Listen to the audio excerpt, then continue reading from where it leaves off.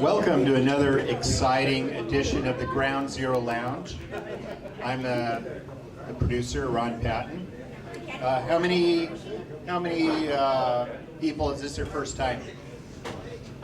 Right, so we have a few. Cool. Seems like, I think this is our fourth or fifth time, and the crowd seems to be getting bigger and bigger, which is really nice. Clyde started the Ground Zero Lounge at Dante's several years ago, and then when he started his radio show back up, it was kind of on hiatus for a while. So we just sort of revived the Ground Zero Lounge here at the Paradise Sports Bar. Thanks to Steve. Thank you very much, Steve. I'm looking for a person who asking for hot water. Okay. There you Thank go. Good segue there. Anyway, the Ground Zero Lounge is where the parapolitical collides with the paranormal. So if you've heard the radio show, this is a little bit more edgy. So Clyde really lets loose when it comes to the Ground Zero Lounge. So at this time, I'd like to introduce to you Clyde Lewis.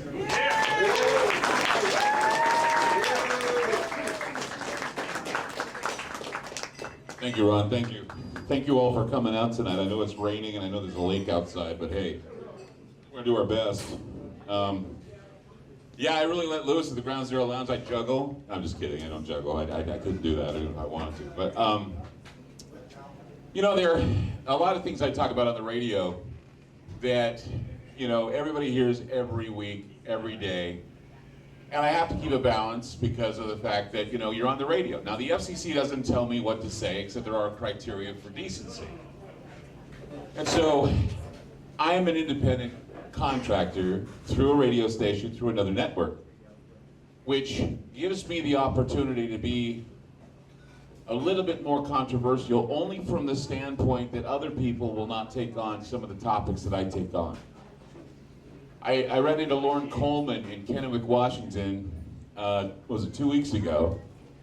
And he's a cryptozoologist, and when he came to me, he knew exactly who I was. He came up, he put his hand out to me, and he says, "Here's the guy that takes the chances of what he talks about." And it kind of hit me as a little bizarre, because I'd never had anyone say that to me before. And I'd always said to him, I said, "Well, you don't know half of it." I said, "Well, I do the Ground Zero Lounge, and I've done the Ground Zero Lounge, as Ron said, at Dante's, and now I'm doing it here. The whole idea was to get people together, have sort of like a town meeting. It's like having a town hall meeting, because real people don't really have an opportunity to have a dialogue. The problem with what is happening, I believe, in this country now, is there is not a healthy, critical dialogue about everything. Anything that you think is crazy, anything you think is absurd, anything that you think doesn't deserve discussion, we discuss it. And most people, it's unbelievable. I don't know if you know this, but most people, they're not as open-minded and critical thinking as you are coming out tonight. So give yourself a round of applause for coming out tonight, at least loudly. A lot of people don't get the idea that dialogue is important in order to get a bigger picture and understand what real people think. We are now in the midst of something that is so divisive, it's scaring me. And it should scare you too. Because there seemed to be, I think ever since, it had to have been after the first Clinton administration, that there were divisions and there were sides that were switched and changed, and there were attitudes that were switched and changed that don't usually apply. Everything is upside down. It's like we went into mirror world, like in Star Trek, you know, where everybody had beards and they all went like this, you know. It's exactly where we are now. We're in that mirror world that was in Star Trek. And it's not like we did it intentionally. We were programmed into being like that. A lot of people kept their minds open. They didn't listen to television commentators, they don't sit there and side for the sake of siding, and I call it party purity, but there's something else going on here that needs to be called out, and that is something called identity politics. In a democracy, in a republic, people have different viewpoints and different attitudes politically. It's something that you cannot escape. Everyone has their political views, and that's okay. But there's a problem with identifying with a political structure.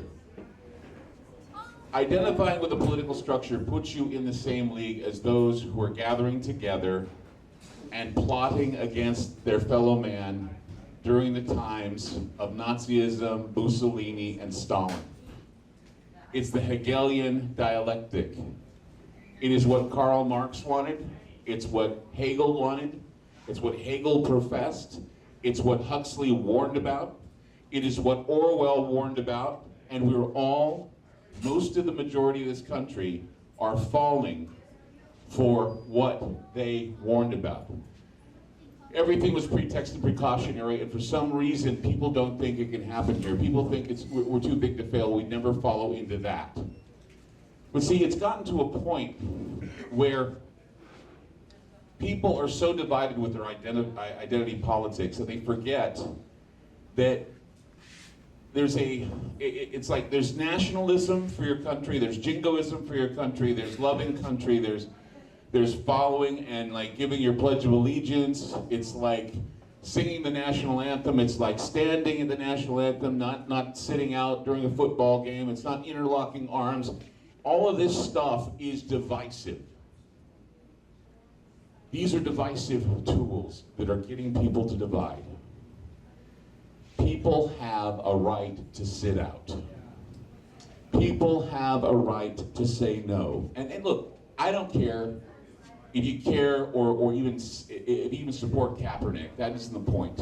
Okay, and I want to get into Kaepernick for too long, but I'm just going to say this. This is an issue because the media makes it an issue. It wasn't an issue until the media made it one. Transgender bathrooms were not an issue until they started talking about them. You understand this, right? Right. Nobody cared.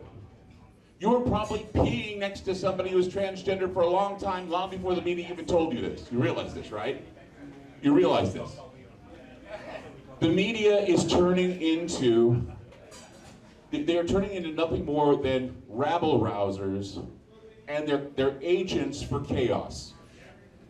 They're becoming agents for chaos because I work in a newsroom every day, and I am bombarded. And people are saying, well, lately you've been doing a lot of paranormal shows, Clyde. Yeah, you know why? Because every time I look up at CNN, every time I look up at Fox, every time I look up at all these news shows and the banner lines they have, I shake my head and I go, my God. Do people out there really, really talk about this? And I'm talking about the other talk show hosts I share the airway. And how many people believe that if I talk about something paranormal, if I talk about something that's a little bit more fun or a little bit more interesting, they're saying, we need to know more about what's going on with Hillary Clinton's health. Oh, really? Okay. Let's take a whole play-by-play about how she can't pee in a debate. Let's go down that list. Now, I've talked about it, and don't get me wrong. I mean, it's something to report, but not to the point of getting into records, not to the point of having Donald Trump go on Dr. Oz and show off his credentials and health. You realize that we are doing this to candidates now. You know who's next? You are. You're next. You know why?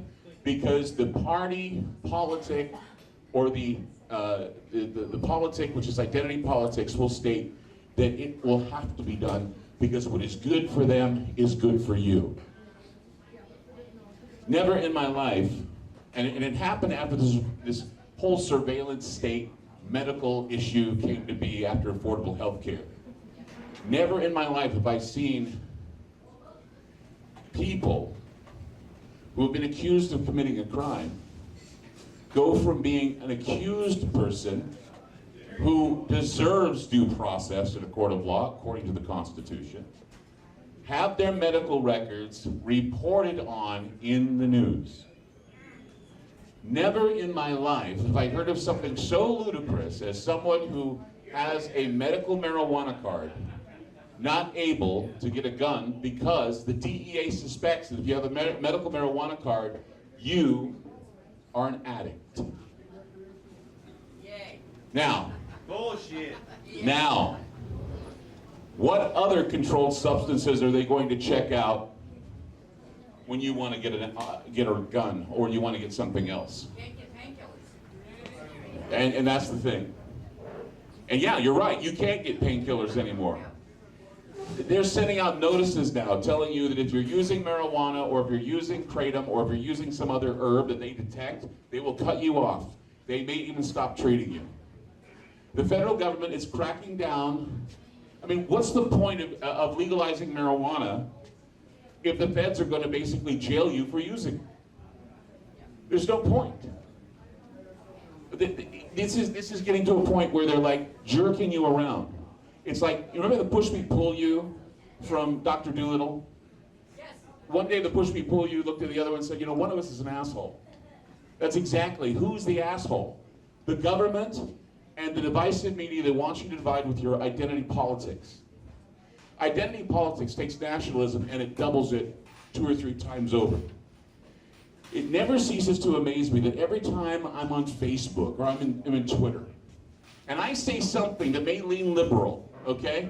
Or that may lean a little bit more open, I immediately get tons of people accusing me of being liberal and how I'm stupid because I'm talking liberalism. You know what that is? That's bigotry.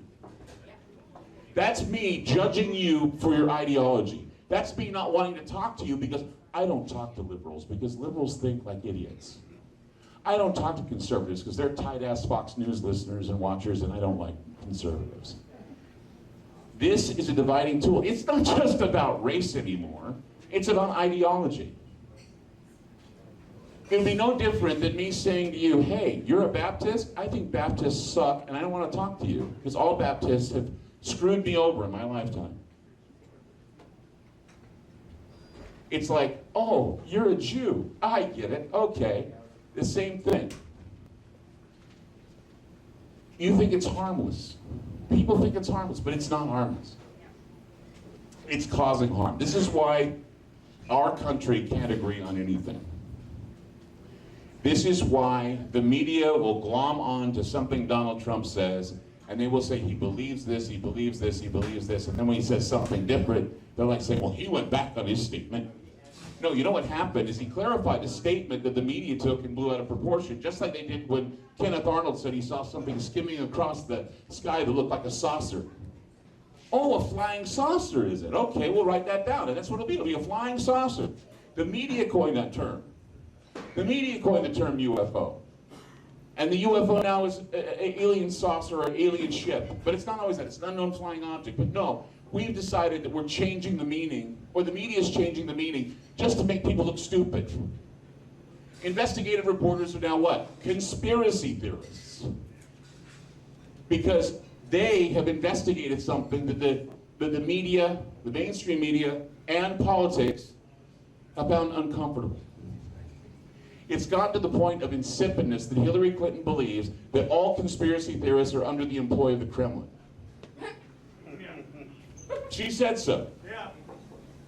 She said that Vladimir Putin is creating these conspiracy theories, and those people like Alex Jones, myself, and others are conspiracy theorists. In fact, somebody told me the other day that Juan Williams mentioned my show on Fox the other day saying, where are we? Ground zero? There's so many conspiracy theories spinning around here about Hillary, I don't know what to believe. We're making an impact. But see, the pejorative of conspiracy theory or conspiracy theorists was created by the media to belittle those who are thinking outside of the box. It is there to point out those who don't let their politics rule their choices, who don't identify as Democrat or Republican. You should identify as an American first, and then your philosophies can be expressed and exchanged. But now we can't do that anymore. They're limiting what we say because people will get so tired and so angry, they'll storm away from you, not liking what you say. And that is why I've decided to actually divorce myself of anything political. I have done that because I don't want to get into this I said, you said, I said this, you said this, well this makes you this makes you that. No, I don't like to be put into a bin. I don't like to be labeled. Labels are for canned beans. Labels are for canned peas and canned corn. Do you guys like being labeled? No. No one likes to be labeled. No one likes to be told that they're a failure. Nobody likes to be told they're ugly. Nobody likes to be told that they don't measure up. Nobody likes to be told that they're not doing what the rest of the world is doing. No one likes a person who speaks truth against power. The biggest casualty of war is truth. The biggest casualty of war is truth. And there is a war on. There's a war on drugs, there's a war on poverty, there's a war on your mind, there's a war for information. Just go down the list of everybody who's declared war on everything. There's not enough war to go around. We're in the midst of a war. We are having a war against conservatives. We're having a war against liberals. We're having a war against those who hate black people. We're having a war against those who stick up for the KKK, blah, blah, blah, blah, blah. And you know what? In this whole process, which is comical, we forget who's responsible for all these groups. Who's responsible? Political groups that we're being told weren't responsible. It's always nice for people on the other side to point fingers at the others and say, they started that, I didn't. They have this philosophy, I didn't. And see, this is why, and this is what really amazed me. I did a show about the Lakota standoff with the pipeline, okay? The reason why I did the show was not for political reasons. And everybody thought that I did. Because they were all telling me how wrong I was because, well, why is it now they're protesting a pipeline? They got all these pipelines going through anyway. That wasn't why I did the show. I did the show because I saw security guards that were paid by some rich billionaire to set the dogs on women and children, and those dogs tasted blood. That's why I did the show. I don't care if a pipeline's going through. I don't care if a guy didn't pay his freaking taxes on his property. I don't care. When a government comes up and brings their huge weapons and their dogs and their tanks, and people are here going, what do I do now? That's when I get pissed off. And you should too. It doesn't make a hill of beans difference what they've done. We have courts to decide what they've done. Courts. Yes, you can applaud if you want to. We have courts to decide. We don't decide it with dogs. We don't decide it with bazookas and RPGs and tanks standing and coming after some guy who didn't pay his BLM payments. And when some guy decides that he wants to avoid a roadblock, we don't sit there and cheer on the fact that he got shot and killed and said, hey, he went and pulled his gun, he deserves to die. Really? That's capital punishment for something of getting out of a car and just basically saying, hey, don't shit, it's gone. This isn't an anti-cop rant, this is a life rant. It's about life. Does anybody give a shit about life anymore? That's what I want to know. When these Lakotas and all these other Indian and Native American groups, they called themselves protectors, not protesters. They're protecting the water. They're saying they're protecting the water. I believe they're protecting the water. Do you know why I didn't do this story for a month? Because it was a freaking yawning festival. You know why it was a yawning festival? Because all they did is just sat around, prayed, and hoped that something would change with their gathering. I started talking when people were being killed, people were being harmed, people were having dogs turned on them. Women and children. And you know what? Immediately I was told, Clyde, you don't understand. You don't, they should have been there for their hearing. You don't understand. Really? So a group of people that probably don't know their way around a courtroom or know their way around the law are going to be punished by guys with guns. You know, they called the National Guard out there. They want a freaking Kent State. They're just waiting for the first shot to fire so they can say, well, you know, and this is what I get. Oh, they stormed the fence. They deserve it. They stormed the fence. They deserve to get what they get because they stormed the fence. They're trespassing. And you know what I said to them? Those who told me that? I said, you know what? Why don't we get a bulldozer, go to the cemetery where your grandfather and grandmother are buried, and let's dig them up and see how you feel. Are you going to storm the cemetery and stand there with your teeth in your mouth waiting for somebody to stop digging? People have got to have empathy and sympathy. I am tired of the Stockholm syndrome that we have for this government that doesn't give a hill of beans about you. Yeah. Now, I'm not telling you to bring your guns and start shooting. No, what I'm telling you is there needs to be a dialogue that says, hey, you know what? Fuck them. There's not enough of fuck them. There's not enough of no. No is one of the smallest words and one of the biggest words we can use at the same time. If someone starts talking to you and talks down to you because they don't like your political ideology, fuck them. They don't belong in a discussion. Because this isn't a discussion, this is some diatribe, some soapbox, well, my candidate can do no wrong. Both sides are bad. We know this. The polls say that we're all basically being philosophical about our vote this year. Either we vote for, as they say on South Park, the douchebag or the turd sandwich. Which one do you want? Well, I thought that we were voting for the douchebag this year, dear. No, I'm kind of for the turd sandwich. I kind of like the way the turd sandwich makes me feel when I hear her speak. Oh, well, I'm still voting for the douchebag. I want a cow. And that's exactly what it is. I mean, I know we got to vote for somebody, right? We don't. Hey, That's what I'm told. No matter what, no matter who wins on either side, the people that are all pissed off that Trump would win is going to cause some type of big issue, and then either fight. You know what this is? You know what this is? How many here like Aliens versus Predator? Right? The movie. Yeah. Remember the slogan? Aliens versus Predator. It doesn't matter who wins, we lose. That's what it is. It's Aliens versus Predator. Take your pick. Which one do you want? It's all because of identity politics.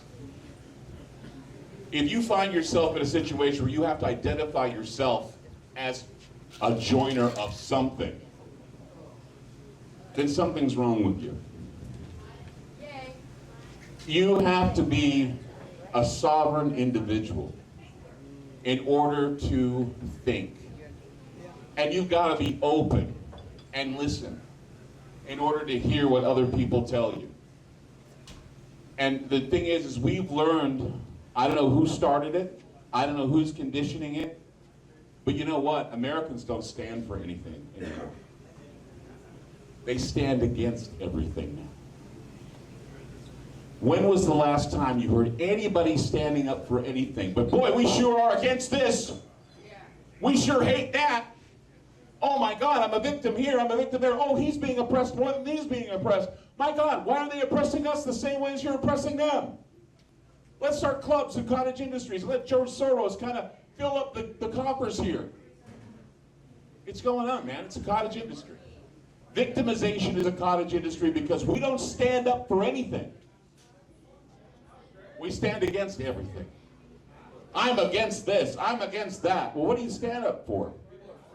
I stand up for what my candidate says I got to stand up for.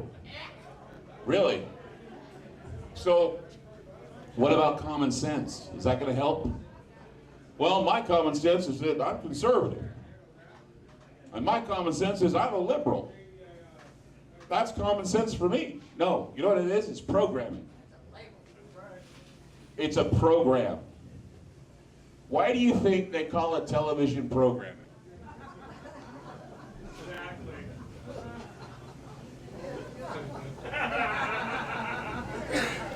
You can always tell who you're talking to if you watch the news and you're talking to somebody and you say something that pisses them off just a little bit and they start parroting what they heard on the news the other day. Yeah, I watched the same news show you did. When people are fully aware of what is being parroted by the media, we're turning into the robots that we're creating as well, because robots parrot what we do. You heard the show that I did about this chat bot that was on Twitter. Tay was what it was called. And Tay was supposed to be a fun-loving chat bot that young people could play with. Ask it questions, and it would ask questions back. Kind of like Siri, but in a more intimate way. Within 24 hours, Tay was saying that Hitler was right and that we should build a wall and let the Mexicans pay for it.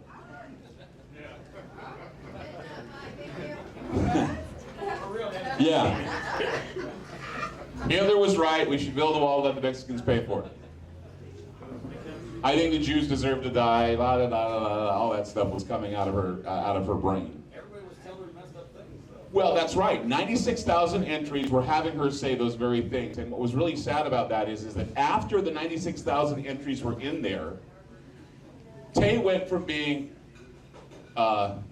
racist, insensitive to ethnic groups, misogynist, and going down the list, finally, she became homophobic and transgender phobic.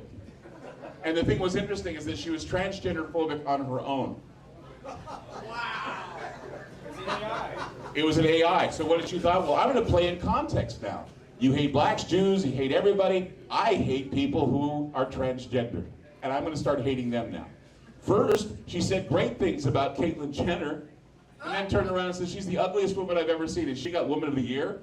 That's a computer speaking. A computer that is in its infancy. It's like teaching a child. I think we need to understand that our technology, in a lot of respects, the technology we have in a lot of respects is like a child. It's in its infancy. And it will mimic what we put into it. Yeah? Do you remember Alice Bot? Yeah, I remember Alice Back Bot. in the day where you can actually go on, it was like back, what, 2002, 2003, it was an artificial intelligence Yeah. website, you can actually have conversations with it. Right. That's where they actually went. They took Alice Bot and made it into this AI. Right. And the AI Everything it made. and the AI was abused, and the AI reflected in 24 hours, and using data neural mining, they were able to get from context that we all hate each other.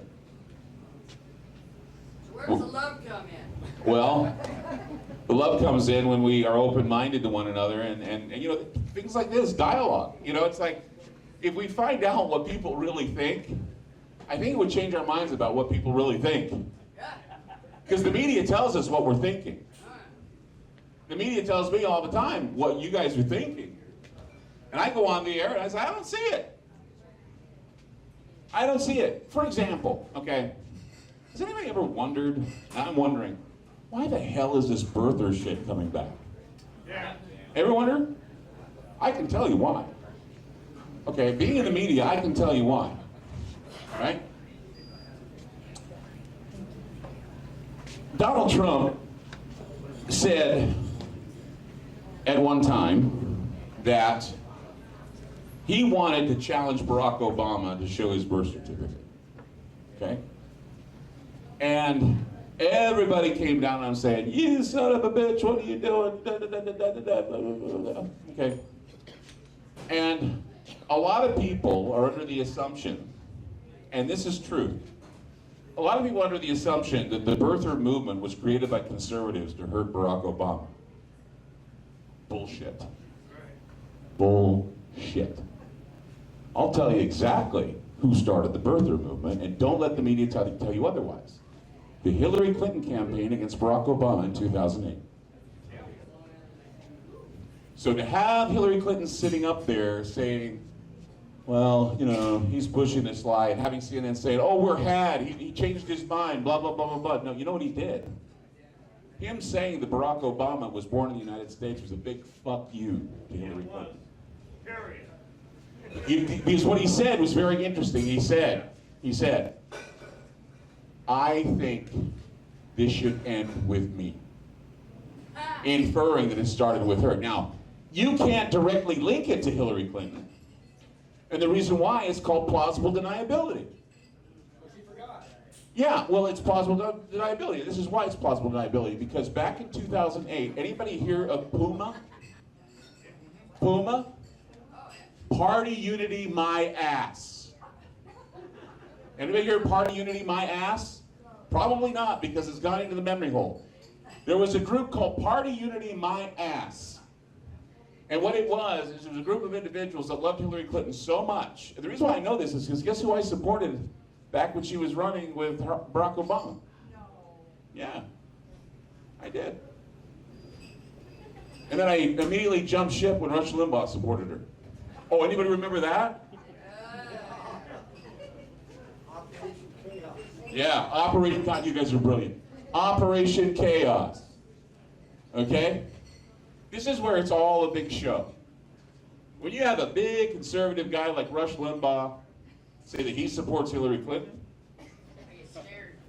I jump ship then. I mean, I'm not conservative or liberal, but I'll tell you, I was thinking that Hillary at the time was right for Hillary to be president because I figured a female president would be not bad. I was kind of of that philosophy at the time. Now I'm thinking, she's a little out there now. And she's lying a lot now. And she's a little bad now. Very bad now. I mean, Trump's no better. I mean, I don't know. If you like, I mean, I watch The Apprentice a lot. Maybe that would make me feel more comfortable. But it would only work if Gene Simmons was his vice president. Or Ted Nugent. That's the only. Right? Right? Okay. Ted Nugent or Gene Simmons. Either way. But, so, I can tell you, because I had him on my show, Peter Berg was a lawyer from Pennsylvania, a liberal Jewish guy who said, and he's the guy that sued the Bush administration along with 154 other people about 9/11 being an inside job being conducted by who? The Saudis. Those 28 pages didn't mean anything to me because I had said months, maybe years ago, that Berg had said that Saudis did it, they were investigating it, we had the information the Saudis did it, and now the 28 pages come out, the Saudis did it, and Bandar Bush did it, and blah, blah, blah, blah, blah, blah. I'm going, I had to go through with that because I just wanted to make sure that my findings were finally gelling with the findings of the 28 pages, which they did. But it's because of good old Peter Berg, who decided to push the issue of Barack Obama not being born in the United States. Peter Berg was an avid Clinton supporter and a friend of the Clintons. It was Hillary's camp that sent out that picture of Barack Obama in his Muslim garb. I actually posted on my Facebook page that story from 2008 and how the media blasted her for being insensitive and horrible and blah, blah, blah, blah, blah, blah, blah. But now it's totally different. We're being played. Dirty politics are dirty politics no matter who is playing the game. And they're dirty now. And I can't sleep at night saying that I support either one of these people who are being dirty. I can't. I just can't. My conscience won't let me. Here, here. It won't, thank you. It just won't. I won't vote for either of them. No, neither one of them are worthy of my vote. Yeah, I mean, I'm not pushing one or the other. I'm just saying that, you know, we need to make some sort of a statement that says, you know, we can all have a dialogue. And we don't need 5 or 10 different pundits from each party telling us how to think. You ever notice that something happens, and you look at Fox or CNN or MSNBC, they have a bunch of people there to tell you what was said.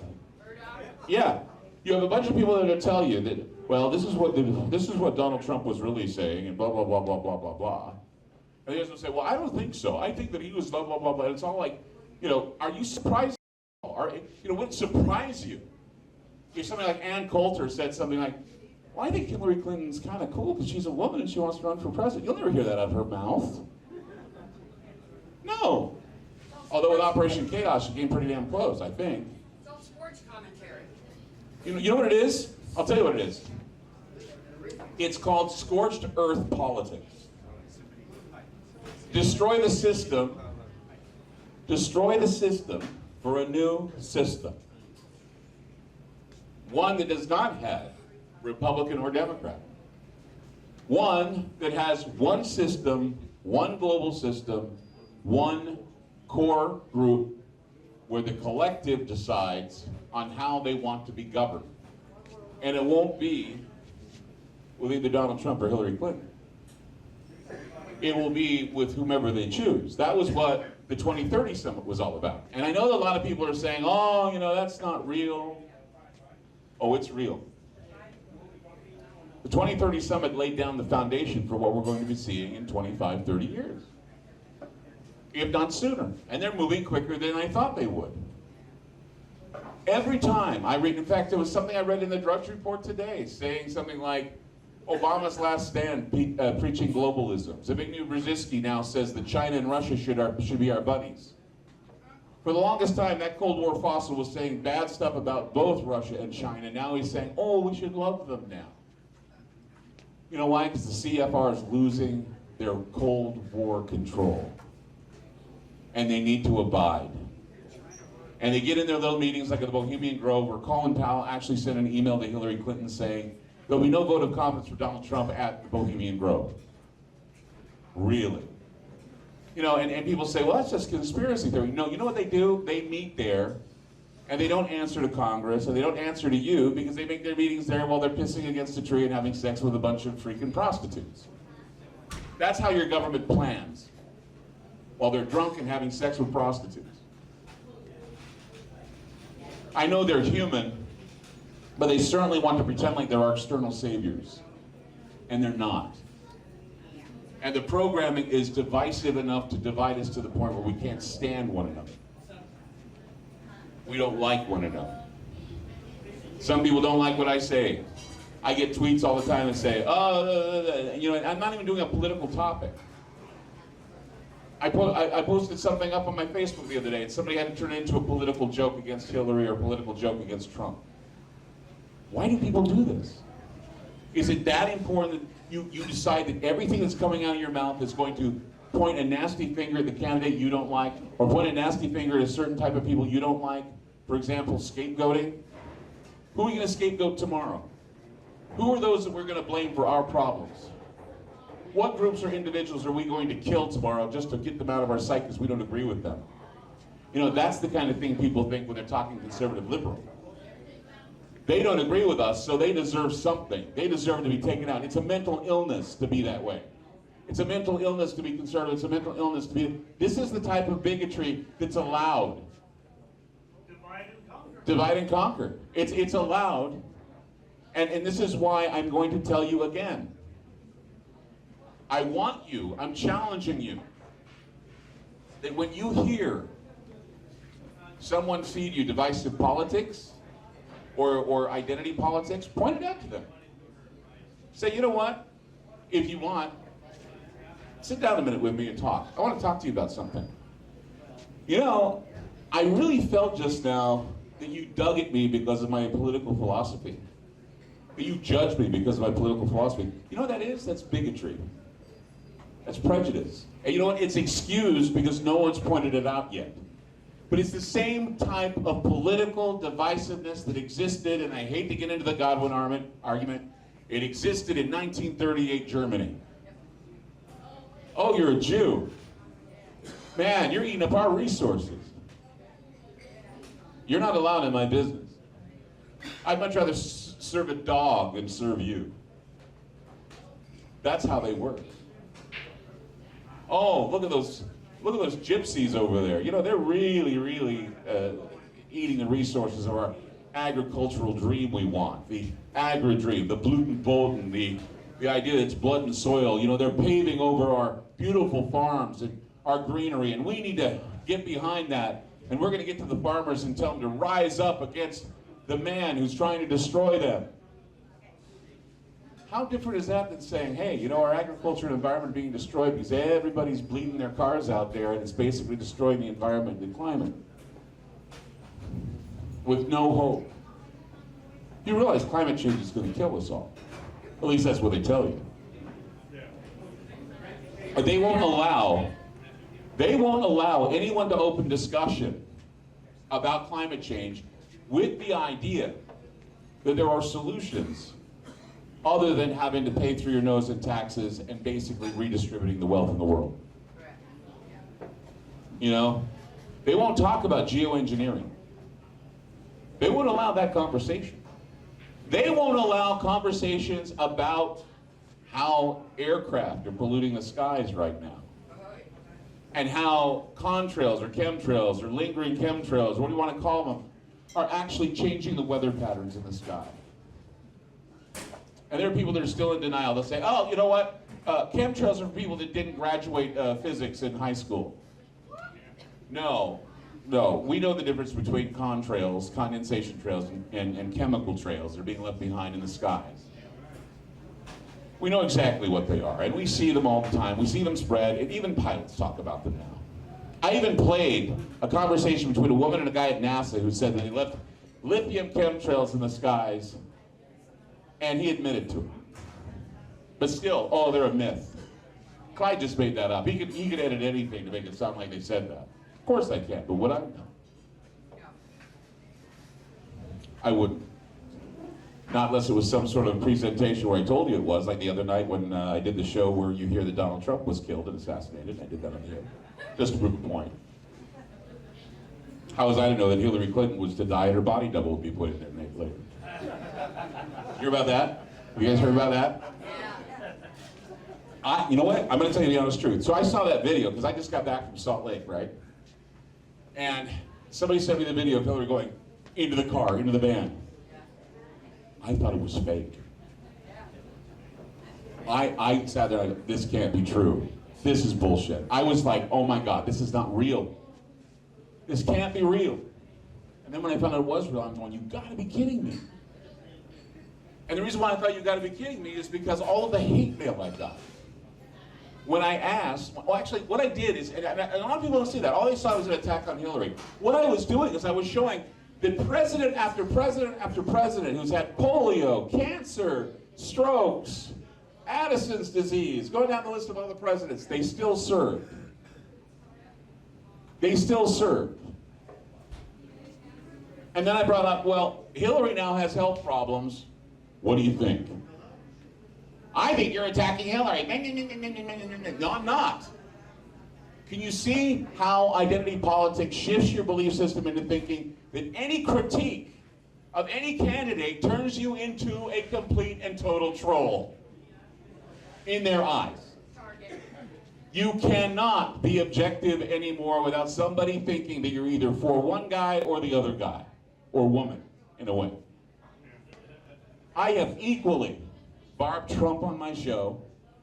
I have equally barbed Hillary on my show, and believe me, it's going to happen the more I get into the election because these sons of bitches, they preempt me all the time. I keep telling the programmers, you know, they'd rather hear me. Oh, no, the ratings, blah, blah, blah, blah, blah, blah, blah, blah. You know, they did the ratings count, found out that when the debates are on, I just want to let you know I had to work my ass off to be number one. Last book came out, we're now number one in Portland, so that's cool. Yeah. And in the markets where we're 3 hours, we're number one there too. A lot of AM stations are number one, and we're very grateful for that as well. So you guys should be, you know, thank you for what you do, and thank you for making the show what it is. I really appreciate that. We're growing in leaps and bounds. We really are. We're getting the attention of people in the national media. They comment about what's being said on our shows. They mention the shows by name. You just have to be there and catch it when they do it. And that's pretty good because I never see myself as anyone who could be up there like a Glenn Beck or a Rush or anybody like that. You don't want to be Glenn Beck. I don't. No. Yeah, you're right. I don't. I'd rather be me. I'd rather be me, and I'd rather be the guy that you always can talk to about anything. And we can always have a dialogue about something. And hopefully have an open mind about it. I have my biases. I'm not perfect. I have my normalcy biases that when somebody says something to me, I immediately go, ah. But you know what I do after I go, bah? I go home and I'm going, And I do get on the computer and I do read and I do study and I do find out maybe the reason why those thoughts are the way they are. why people have thoughts. You know, that kind of thing got me into trouble with Sandy Hook. I did a show where, while every conspiracy theorist and their dog was saying all of it was fake and the kids were all fake and they were all actors, they were all this, they were all that, I got on the air and I said, you know, I can understand why people feel that way and while they're thinking that way. I can understand. Because you look at how it was all set up, and I talked to a dispatcher who said he didn't even know where Sandy Hook was. I said, I can understand why people think this is some strange, weird thing that never really happened. I didn't say it didn't happen. I said I can see why people think it didn't happen because it's too shocking, for one. And the other is that some of the people they were interviewing were, you know, they seemed like they were staged. I said, I can see that, I can understand that. Boy, I should have never said that.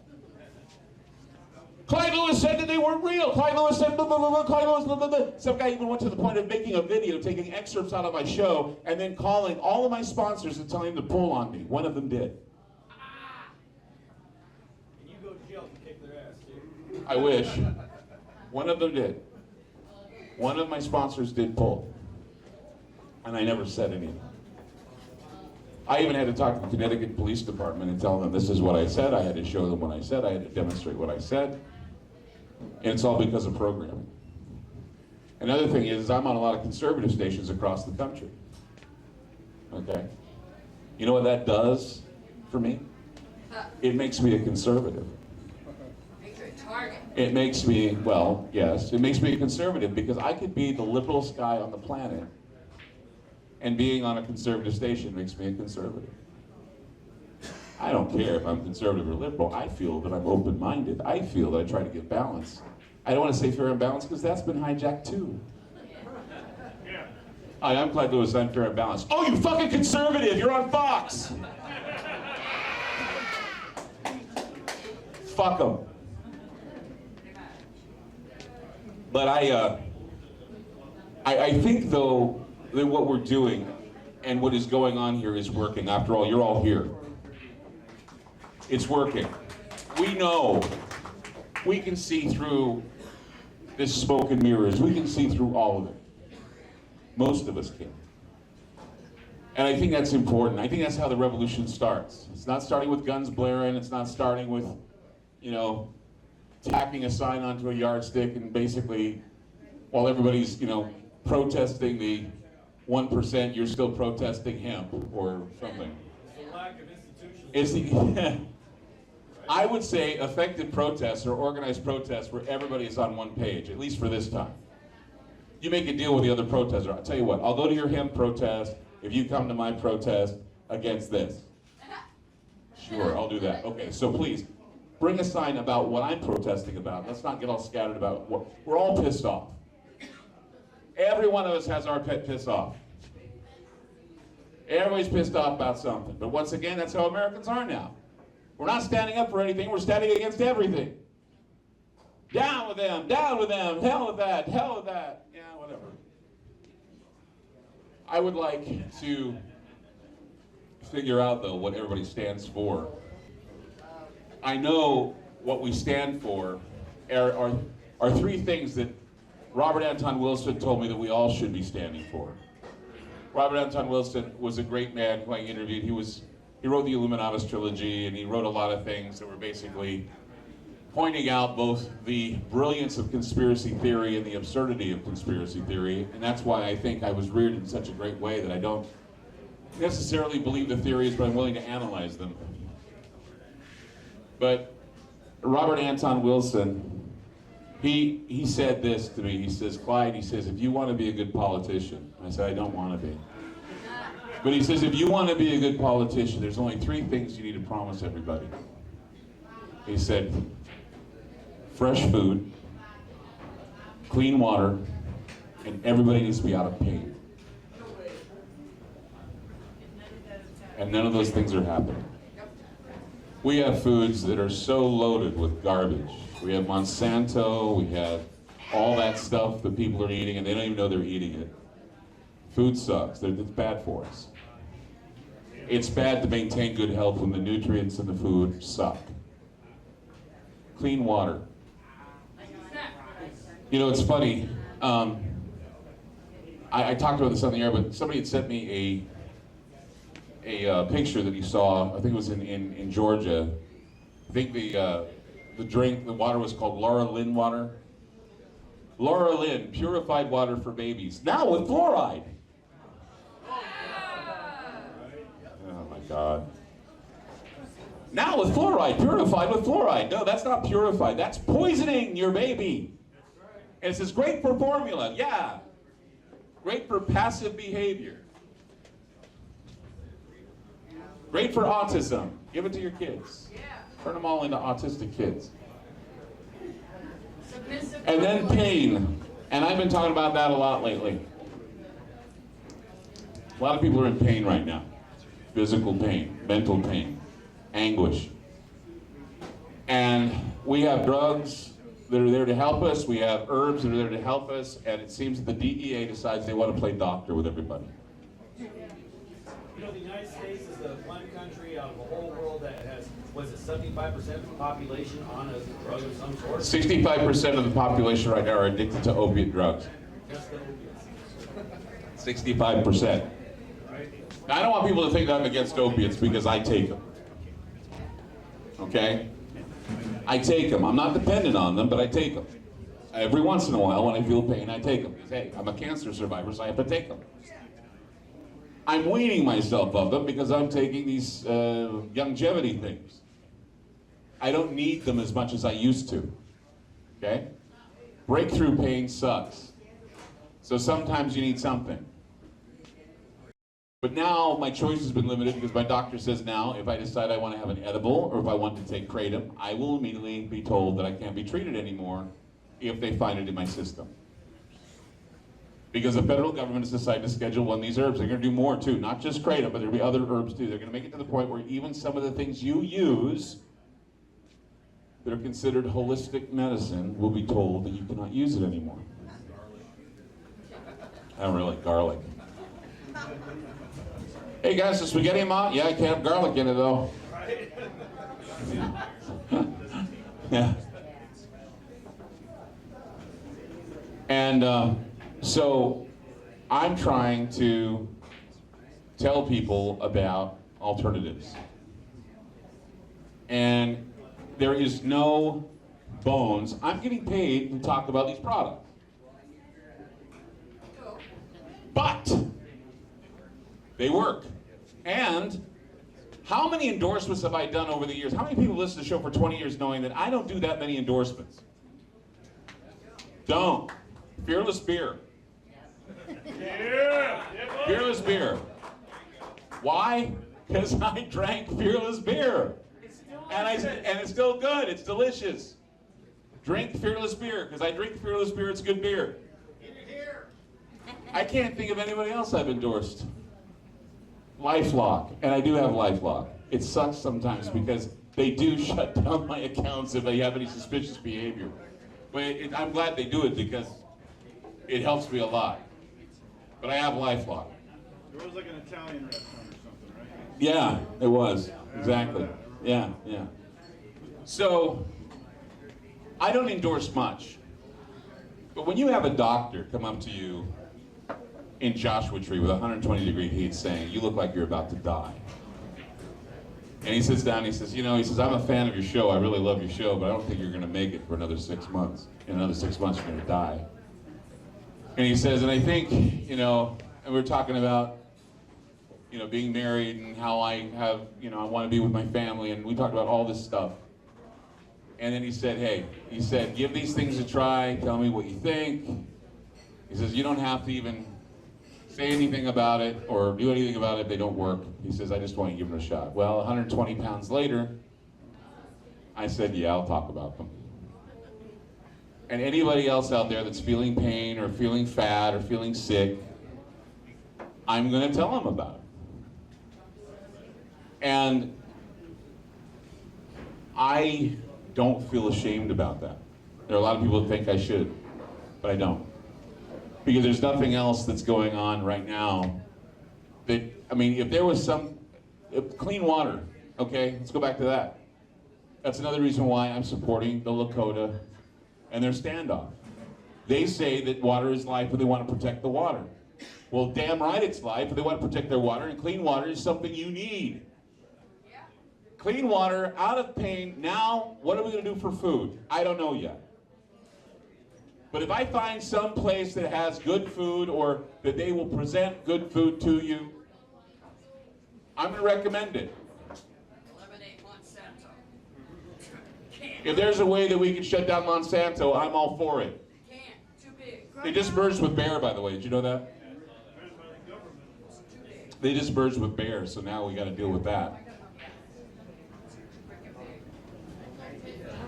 But I think you know now how Ground Zero operates. I think you know now, as an independent thinker and an independent broadcaster, this is how it works, and I'll give you the skinny here. I can remain true to who I am because I have a local network supporting me that gives me the opportunity to go on a national network that really doesn't interfere with my life. If anything, yeah, they support what I say and they support what I do. And they don't tell me what to do. I always get all irritated when people say, well, your gatekeepers are keeping you from talking about the Jewish Holocaust and how it's all faked. No, they're not. In fact, the reason why I don't talk about the Jewish Holocaust being faked is because that's a topic for assholes. Assholes. Big ass. Big gaping assholes. Undeniable. That's why I was going off on Jim Fetzer the other day, man. The guy kept saying, well, Jim Fetzer says, Jim Fetzer. I said, Jim Fetzer's a sloppy ass clown. I said, don't talk about him on my show. Well, this sloppy ass clown, shut up, bye. Douche canoe, douche canary, a long build, very well feathered Massengill is what he was. How am I doing on time? Keep going, forget it. Okay, well, we've got 5 minutes. Anyone want to ask some questions? I've been ranting here forever. We can go about another 15 minutes for questions. Oh, we can go another 15 for questions, so that way I can answer questions. If anybody has any questions about how things go, any questions about what I do and what I'm talking about, any questions about what's going on, if I have an opinion on, or you have an opinion on, I'd love to hear from you. Any questions? There's got to be something. Where are you? Hello. There you are. Go ahead. I'm blinded by the light. Wrapped up like a what? A douche. Okay, go ahead. I'm Alan. Yeah, we've come to 3 of these over here, so that's good. This is a question about ghosts. About what? Ghosts. Ghosts. Cool. Ask me. Is there a life? Ghosts are dead anyway, they're spirits. But is there, pardon the expression, is there a lifetime as far as ghosts existing? I mean, because you can look at, used to hear about like how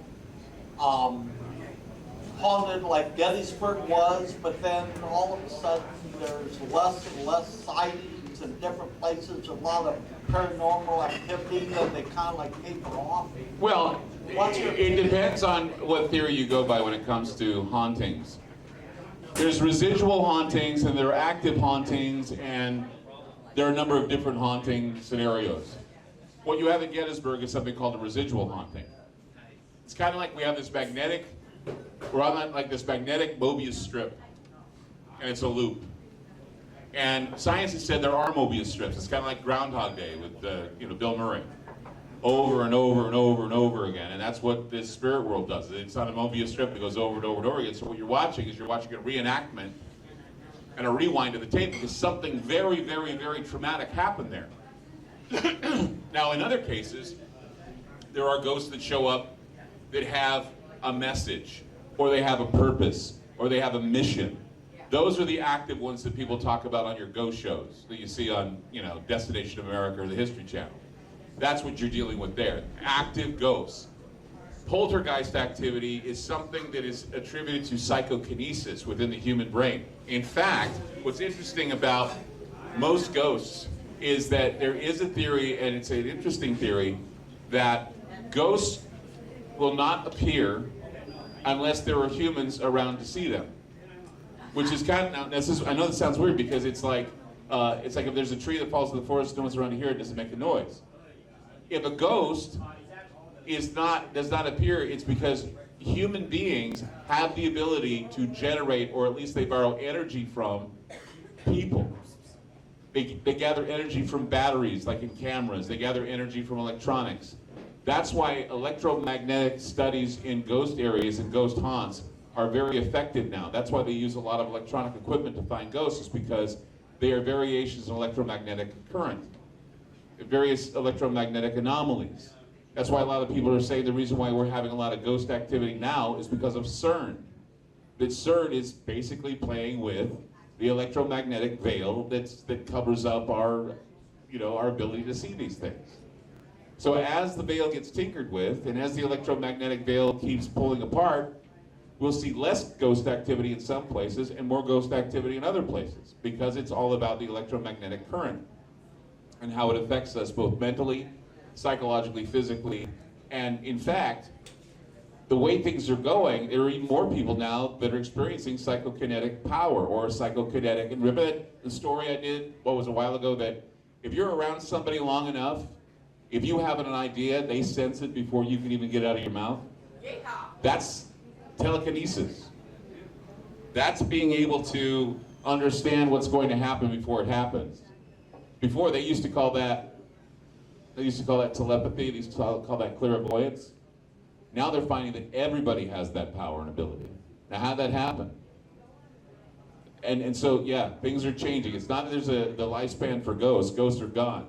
What it is that the electromagnetic current and all those things that make up what is the supernatural is changing. And it's not all black and white. And we'll be able to interpret things a lot better as technology increases. So there's your answer. Is that okay? Good?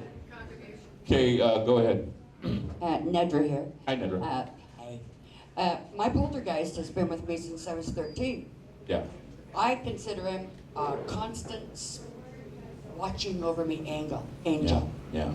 I only actually have a mental vision of him, but he'll only take personal items and then return them a day later, in the exact same spot where they were supposed to be in the first place, after I've searched the entire house for it.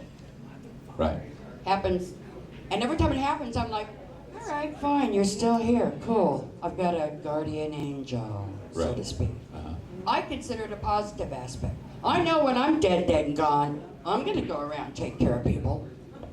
Well, I'm glad that you're that much of a humanitarian that when you're dead and gone, you're going to take care of people. I'm not such a humanitarian. In fact, when I'm dead and gone, I want Ouija board duty. So I can scare the fuck out of little kids who decide to play with Ouija boards. That will be my heaven. That and being held by my wife because I think she's awesome. Yeah, that would be my heaven. Honey, I gotta go. I'll come back and hold you later. I got Ouija board duty. That's what I want to do. Yeah, go ahead. Email. Yeah, definitely.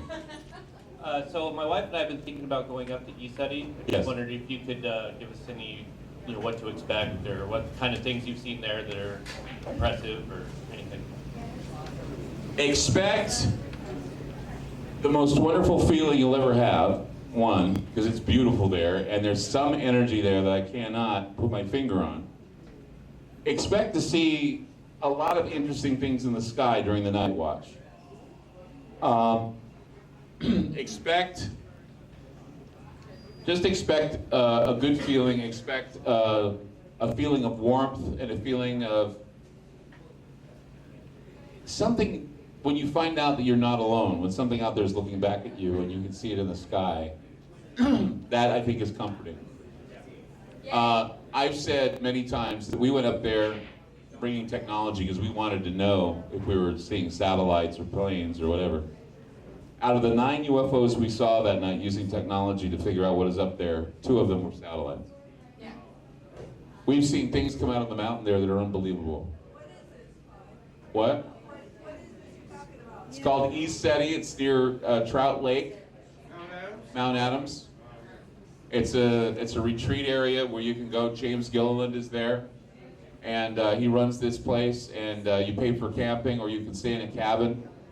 And what they do is it's just a place to go and kind of relax, go out and sit with people and look up in the sky, and you see a lot of anomalies in the sky. You see anomalies coming out of the mountain. We've seen.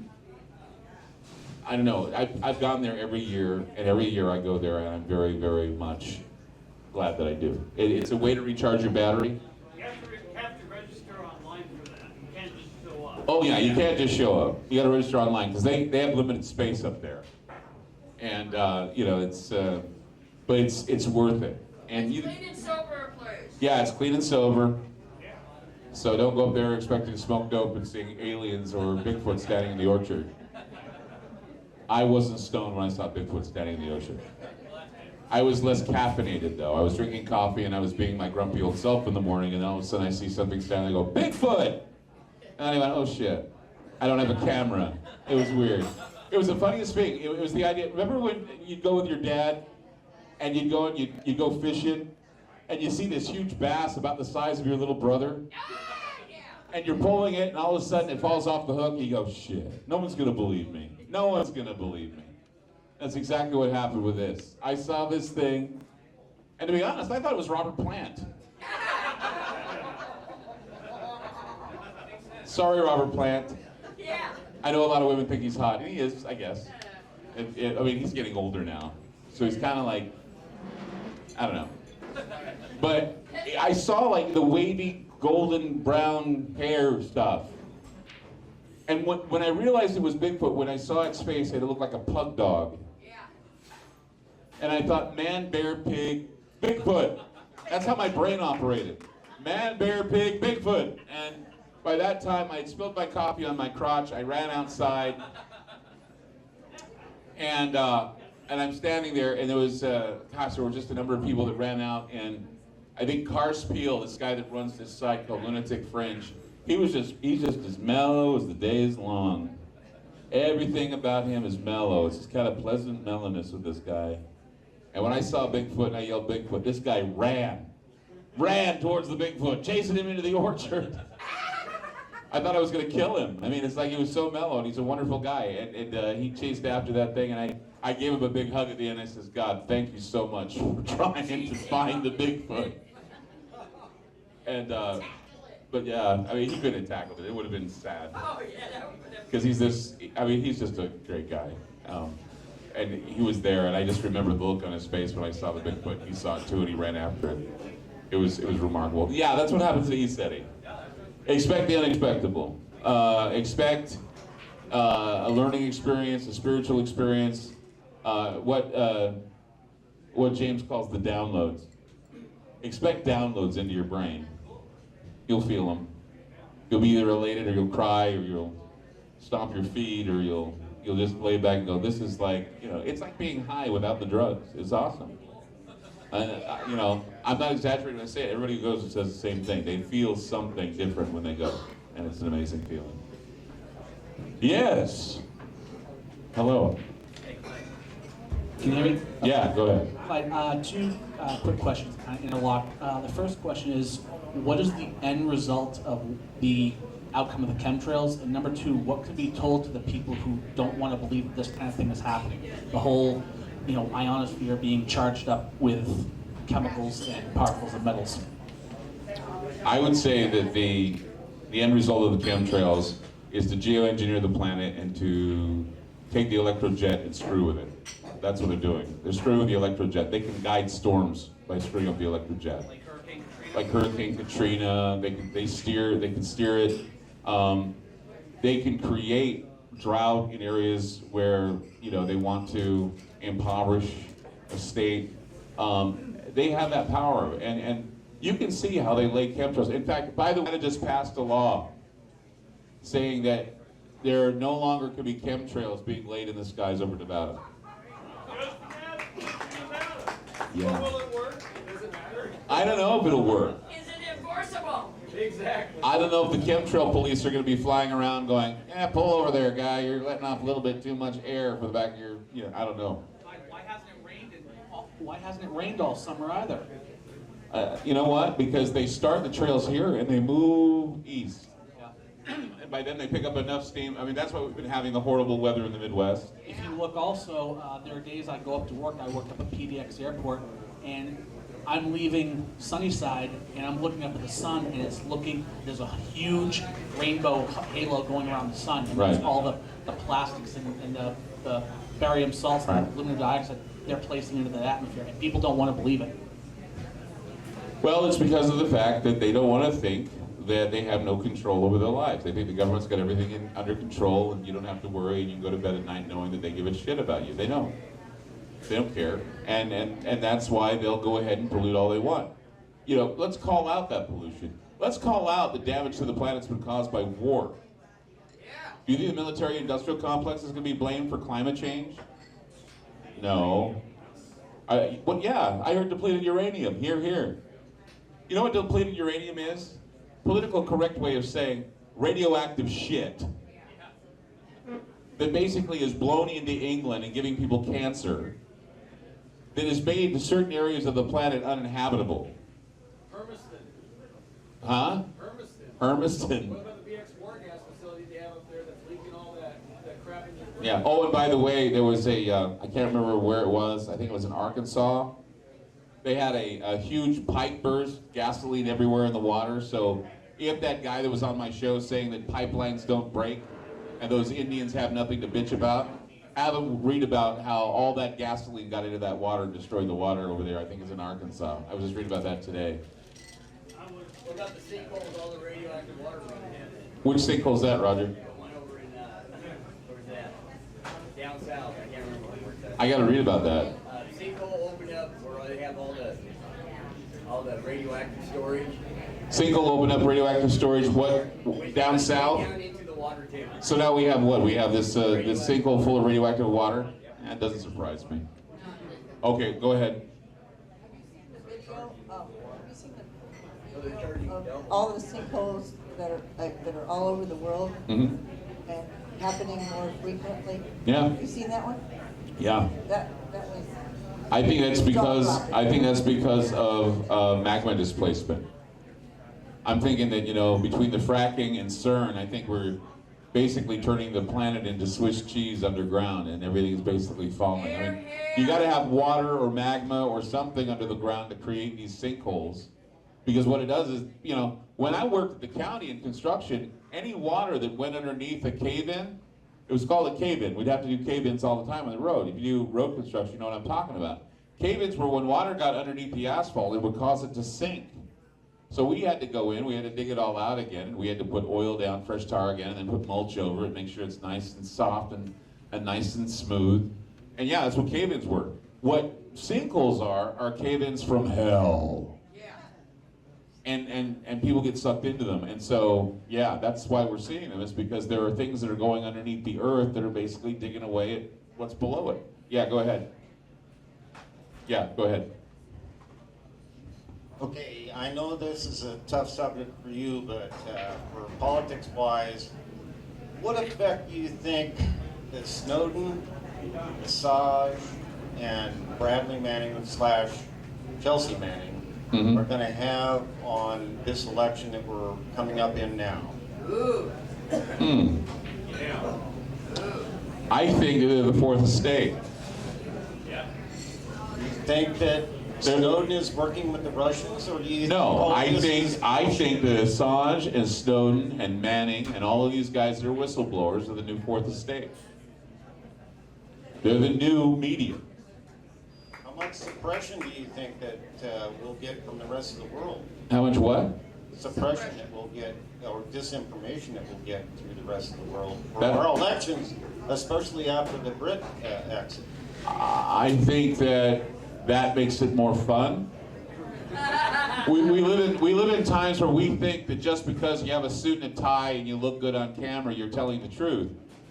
And you know, one thing I want to talk about Ed Snowden is that everybody's saying he's a traitor and blah blah blah. No, he's not a traitor. You know what he did? He told us everything we already knew, but he basically expanded upon it to where people said, "Holy shit, I didn't think it was that bad," and then he made it sound worse. He didn't jeopardize anybody's lives. That's all political spin. But see, that's the fun of living in times where information is free. There's disinformation and there's information. And you got to become skilled at figuring out what is and what isn't disinformation. Hell, they made a movie about it. Yeah. Well, it's not treason, it's just it's a revolutionary act. And it's blockable by Facebook and by Twitter. Go ahead. I have a friend that has cancer here. Uh, And the question is, she wants to know what about you went through with your chemo and radiation. Did you go through any of that? no, I didn't get chemo.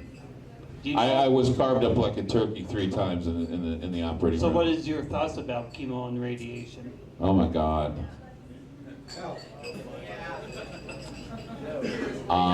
They have proton. I would say yes, find proton therapy. Yeah, proton therapy. Use laser therapy. I would use the lasers before I get to that point, if I ever got to that point.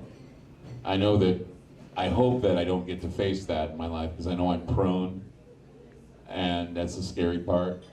But I don't know. I've heard more doctors tell me that they wouldn't take chemo if they had cancer. And now we have new methods to do it. I suggest get opinion after opinion after, what kind of cancer are we looking at here? Huh? Breast cancer. Breast cancer. I would say, look for alternatives. Like what? Late stage? Late stage? I still would get more opinions, and I still would go, I wouldn't give up hope. At all. I mean, you know what it is now? And that too, yes, somebody said sugar. Cancer loves sugar. Don't have any sugar in your diet. You can live without it. Yeah, have an alkaline body. Turmeric, take a lot of that. That shrinks the tumors. Cinnamon does too. I'm taking that and it's working for me. I take a capsule. Longevity gives me a capsule that I take. So, and like I said, I don't know if I told on the air, I went and had my last screening. I have a couple lesions, but they're not growing. Okay? Yeah, thank you. They're not growing. So that's good news. And I'm keeping them from not growing. I did a year of chemo. You did? What did it do to you? Did it make you feel crap? I bet you felt like shit. Yeah. Well, I would say they have other methods now. And I would look into those and see, and hopefully they're not going to look at it as experimental, because that's happy Obamacare, they don't tell you about that. They don't tell you about experimental things and how insurance companies go, I don't know about that. Alternative methods. Yeah, alternative Or methods. naturalistic. You got marijuana as an alternative? I haven't used marijuana to cure cancer. And I'll tell you this, and even when I talk about longevity is not a miracle cure, and don't think for 1 minute that I'm pushing it as a miracle cure. It's not. It helps. You know what the miracle cure is? Your own mind. Remember when I told everybody about losing weight and how I'm pushing these pills and these supplements, but you're not going to have them work for you unless psychologically you're preparing to be healthy. Happiness and living well. Right? You got to do the work. You got to be psychologically ready. You got to say to yourself a number of things. Do you want to breathe when you wake up every day? I wasn't breathing. Do you want to walk? I wasn't walking. Do you want to be able to, not have to count to 3 before lifting your leg to get in the car? These were the things that I was thinking about. I thought, yeah, now's the time. And there are bigger things too. I have a family. I have a wife and I have a stepson. I have another son. Family is a big motivator. And Janine has been a big motivator in my life for close to 9 years. And we've had, I'm not saying that it's been perfect, but it's been damn close. It's been damn close. And I don't know where she is. She came in. Janine, I love you wherever you are. Okay, I love you, Janine. There ain't no perfect, there's only getting along. So, anyway, any other questions? We're almost out of time, right? Okay. What's that? Can I comment about the cinnamon bark? Don't swallow anything your body tries to release out of your mouth. You spit that out. And cinnamon bark will take out any of those white pussy things in the back of your throat. Right. And also, cancer is electrical. You can ground it out with a 9-volt battery. Do not use lithium-ion batteries, but an alkaline battery, if you have breakthrough pain. Oxygen, yes. Oxygen too. And oxygen. Yeah, oxygen helps as well. Oxygen will kill anything. That's another reason why we're sick, is because we're not getting enough oxygen to our bodies. We need to get as much oxygen. That's why they tell you to exercise. Oxygen is important. Gosh, he wants, go ahead, one more thing. I had a question relative to what you opened up with. Sure. I felt like I was in church earlier. Oh. Talking about the whole identity politics thing. Yes. You know, you mentioned, you know, a couple ways that, you know, you might talk to somebody who's, you know, kind of brainwashed that way. But in the end, isn't that stuff all kind of... Give him a microphone if you can. He's talking about the identity politics. Yeah, I was saying earlier when you were talking about the identity politics, I had a feeling as if I was in church. I understood what you were communicating. You were very articulate. Thank you. But do you think that, you know, because those things are, in the end, using human nature against humans, right? You know, do you really think that there's anything that can really be done about that? It's how you word things. Don't speak in absolutes about your political ideologies. If you really want to work with someone, speak at them like, for example, that appears to be a microphone right there. But it also appears to be a hairy doll's head sitting on a stand. It's a miniature version of Bill Clinton's head. I mean, if you speak in that way, it appears that this is so. Allegedly, they've said this.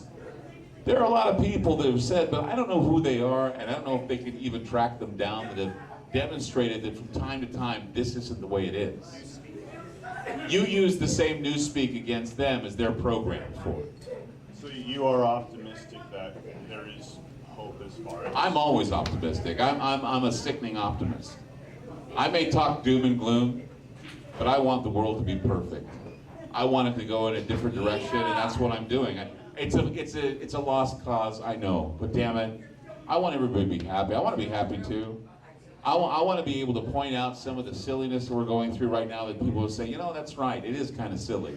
And in the process, I look silly because no one wants to believe that just a few common things like using newspeak against them, speaking to them on their ground. They use all kinds of neuroprogramming words and things that people just always go, I'll listen, they're magic words, I'll listen. But then if you turn those magic words and you say, well, it just appears to be this. I don't know if it's real or not. They get fidgety because they're realizing that you're not part of it. What? You're not part of this? No, I think another way completely, and it's not black or white. It's not Republican or Democrat, it's not red state or blue state. It's the state versus you. And it always has been. It's you against the House, and the House wants to win so bad that they'll do everything, even cheat, to win. When I play 21, I play to win. I don't play for skill. That's for pussies. I'm not going to do that. Is that it? All right, guys, I want to tell you, we got stuff over here, books and cool things. It supports the show. Come on by, say hi to Ron. Thank you all for coming out to the Ground Zero Lounge. You guys are awesome. Thank you so much.